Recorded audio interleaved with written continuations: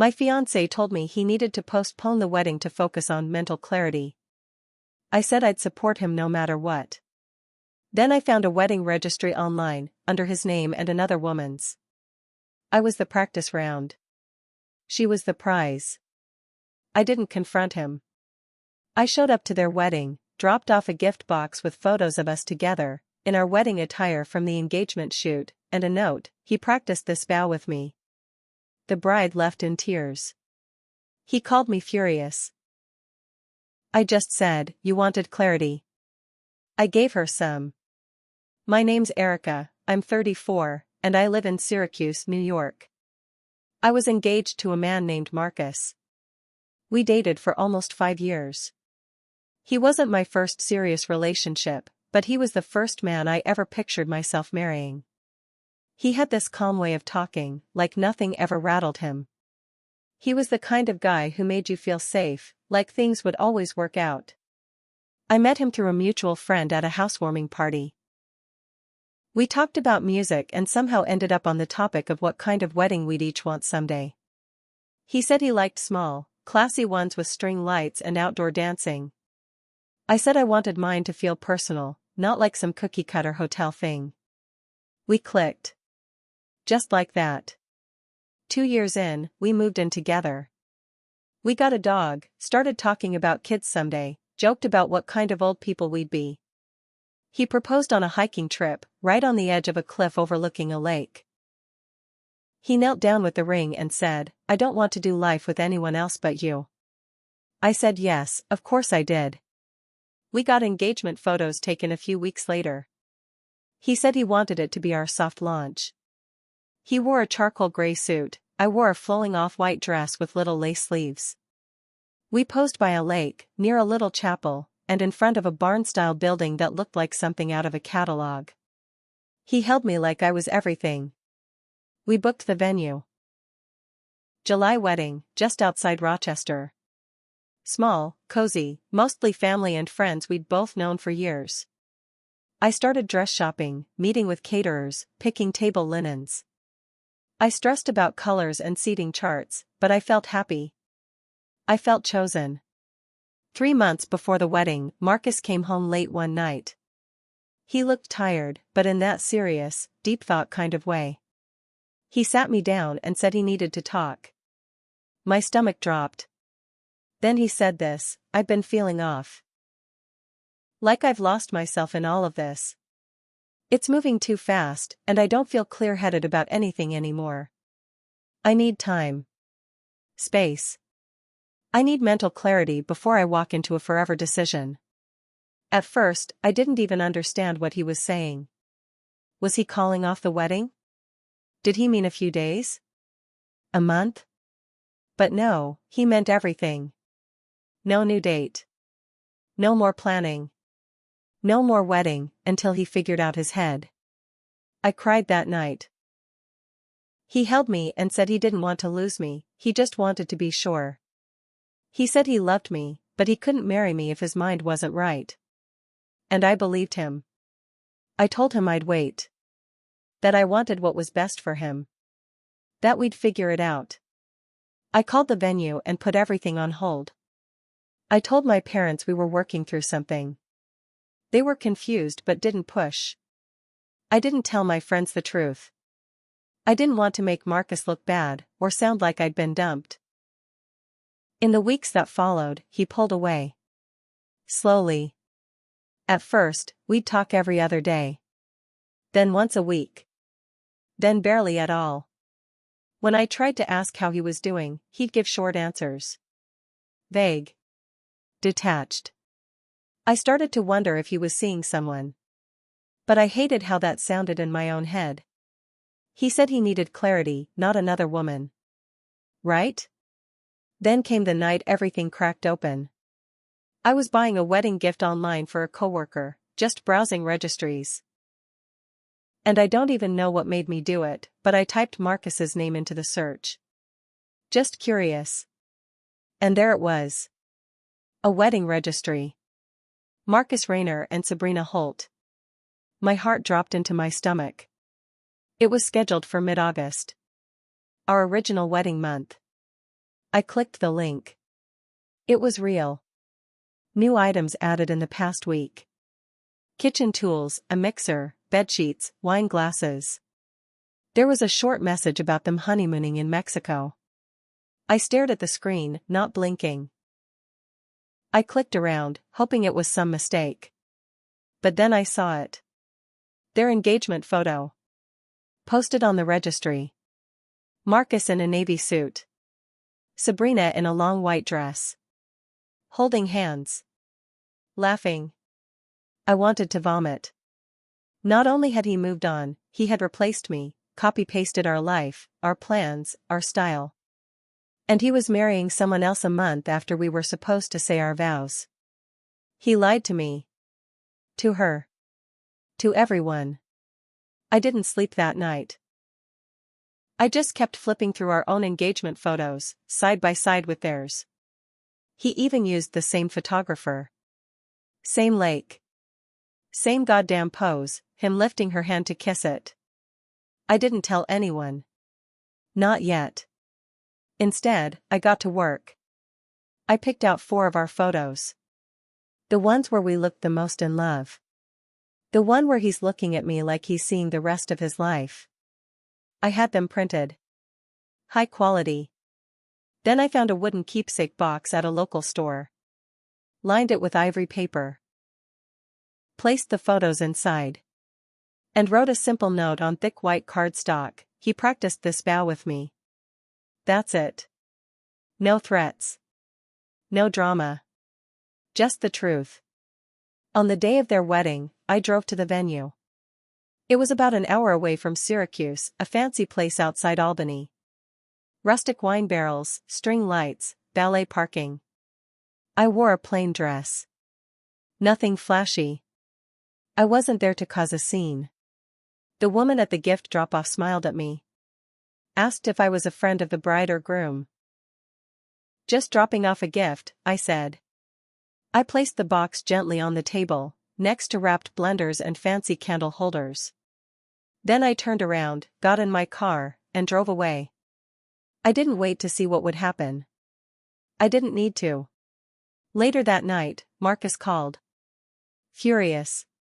Screaming through the phone like a madman. What the hell did you do? I waited. Let him yell. Let him call me crazy, vindictive, pathetic. Then I said, calmly, you wanted clarity. I gave her some. Then I hung up. He called again. I didn't pick up. Texted things like, you're sick. You need to move on. She was never supposed to see that.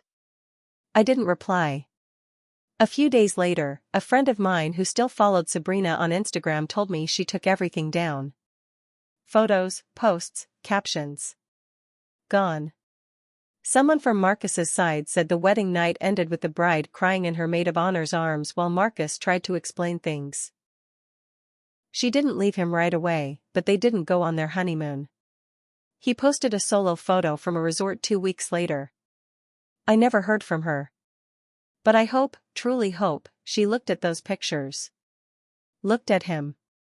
And realized that marrying a liar, no matter how pretty the setting, only ends in rot. He said I was the practice round. I made sure she knew it too. After I dropped off that box at their wedding, I thought I was done. I thought that would be it, my final act. A clean cut. Let him deal with the fallout. But it didn't end there. About a week later, I got a message from a number I didn't recognize. I almost deleted it without reading, but something about the area code made me pause. Albany. The message said, you don't know me, but I think we need to talk. I'm not Sabrina. Please hear me out. I stared at the screen. I didn't answer right away. I sat with it for a whole day. Then I finally replied with just one word, who? The reply came fast. My name is Felicia. I work with Marcus. We've been involved. But I didn't know about you. I didn't know about her either. I swear. Now I felt like I couldn't breathe. Another one? I told her to call me. I needed to hear her voice. She did. And she didn't hold anything back. Felicia said she and Marcus had been messing around on and off for over a year. He told her he wasn't really serious with anyone, that he was figuring things out. Said he was under pressure to marry someone from his hometown, me, apparently. And that it was more about family expectations than love. She said she believed him. Until one day, she saw his name on a wedding registry, twice. One for me. One for Sabrina. That's when she started digging. She found my social media, saw our engagement photos. She also found Sabrina's public posts from their own shoot. She tried to confront Marcus at work, and he told her she was confused. Said I was just a friend and Sabrina was the real thing. But she didn't buy it. Not anymore.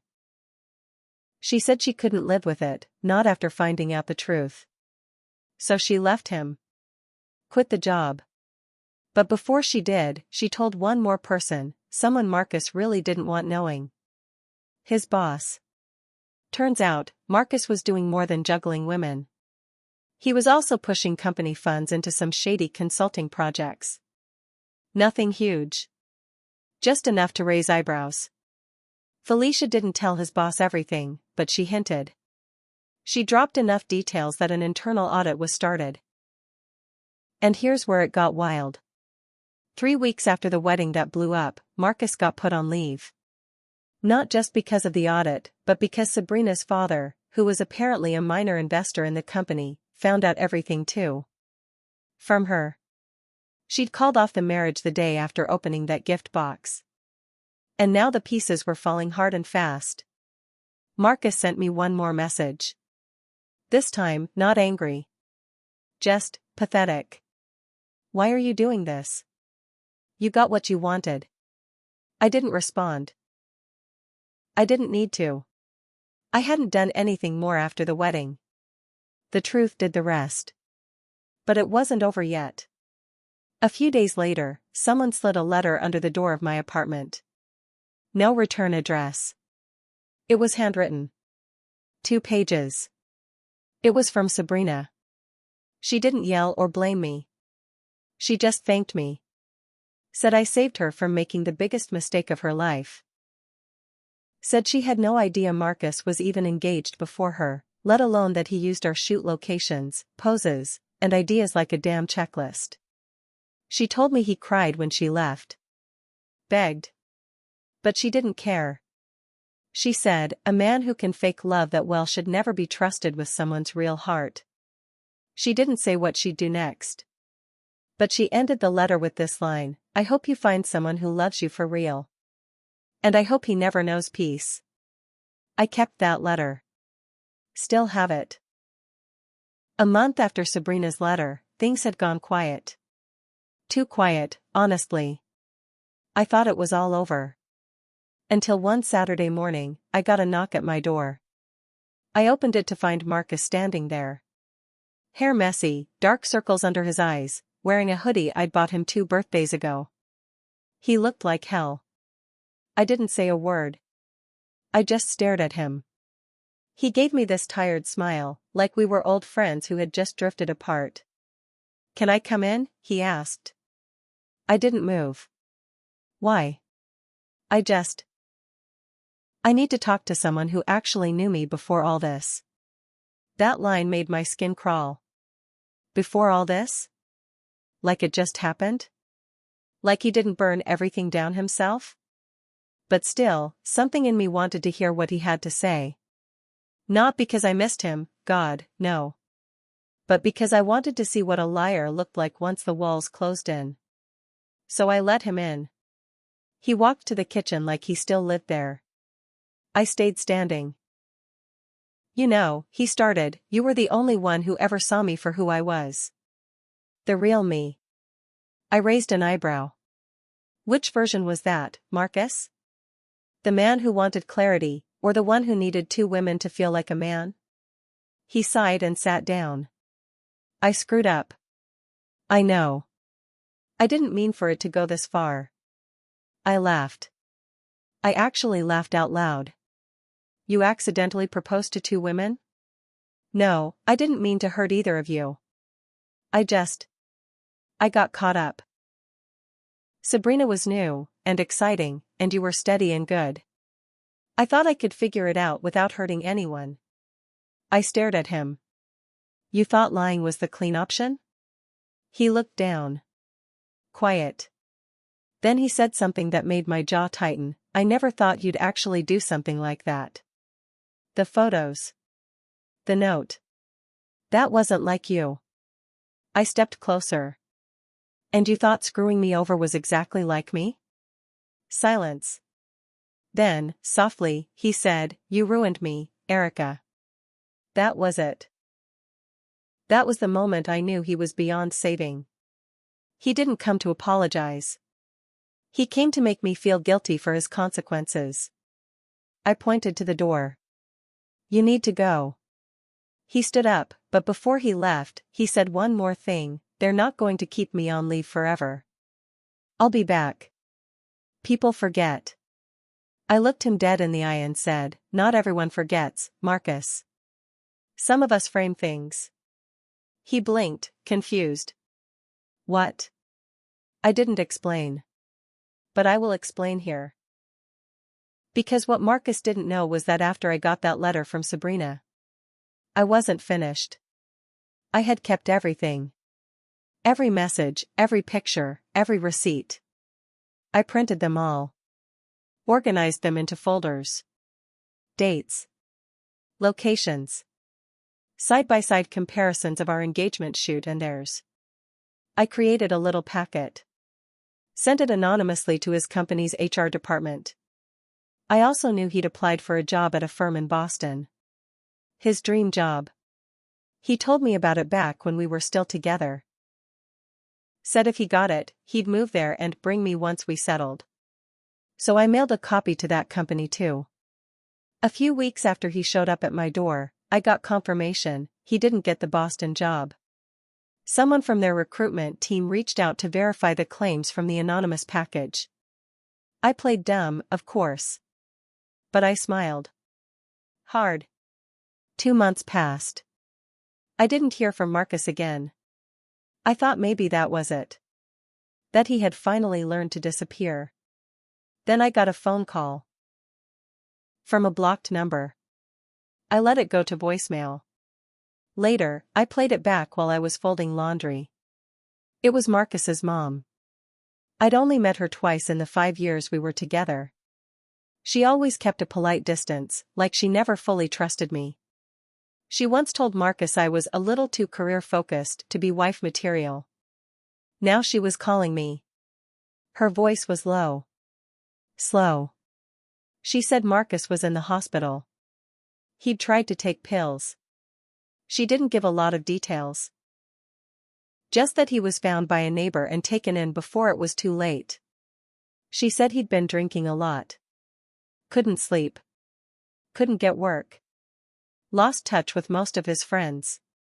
She said he kept saying my name. That last part stuck with me. I didn't call back. I didn't go to the hospital. I didn't send flowers. But I didn't feel good either. I didn't feel anything at first. Then I felt sick. Not because I thought it was my fault, but because I realized something else. Marcus wasn't the only liar in this story. I lied to myself too. For years. I saw the red flags. I saw how he talked around things, how he changed his stories, how he always had some reason why things were complicated. But I ignored them. I made excuses. Because I wanted the happy ending. I wanted the dress, the venue, the forever. I clung to what we looked like instead of what we were. That's on me. But here's where it gets dark. A few weeks after the hospital call, I ran into someone at a local coffee shop. Someone I never expected to see again. Sabrina. She looked thinner. Pale. No makeup. She was sitting alone with a book and didn't notice me until I ordered and turned around. We locked eyes. I almost turned and walked out, but she waved me over. We sat. No small talk. she said. He reached out to me after the hospital. Told me he needed a second chance. I asked, and? She shook her head. I told him the truth. I wasn't angry anymore. But I didn't love him. I never really did. I loved the idea of what we were building. Then she said something that made my chest tighten. I know you sent that box. But I'm glad you did. I didn't answer. Then she said, but Erica, I think you need to let this go too. That hit harder than anything Marcus ever said. Let it go. Like it was just a bad trip or a phase. Like betrayal was something you could fold up and put in a drawer. I left without finishing my coffee. That night, I pulled out the wedding folder, the photos, the letters, the timeline I'd built to destroy him. I stared at it for hours. Then I burned it. Every page. In a metal fire pit behind my apartment. Watched it curl and vanish. Not for him. Not to forgive. For me. Because revenge had been satisfying. Watching him fall apart had been more than satisfying, it was justice. But keeping that fire alive? Feeding it? That part was burning me. Marcus never recovered professionally. Word got around in the industry. Companies didn't want the mess. Even the ones that didn't care about the relationships didn't like the paper trail. Sabrina moved to North Carolina a few months later. She teaches now. Art, I think. Felicia started her own consulting firm. She emailed me once to say thank you for believing her. We're not friends, but we respect each other in a way that only women who've been fooled by the same man can. As for me? I started over. Different job. Different apartment. New dog. No more wedding boards, no more perfect plans. I still believe in love. But not the kind that needs proving. Not the kind that wears a mask and calls itself fate. I don't think Marcus will ever fully understand what he lost. Or maybe he never saw it to begin with. But one thing's certain. He said he needed clarity. I gave it to him. And in the end, I found mine too.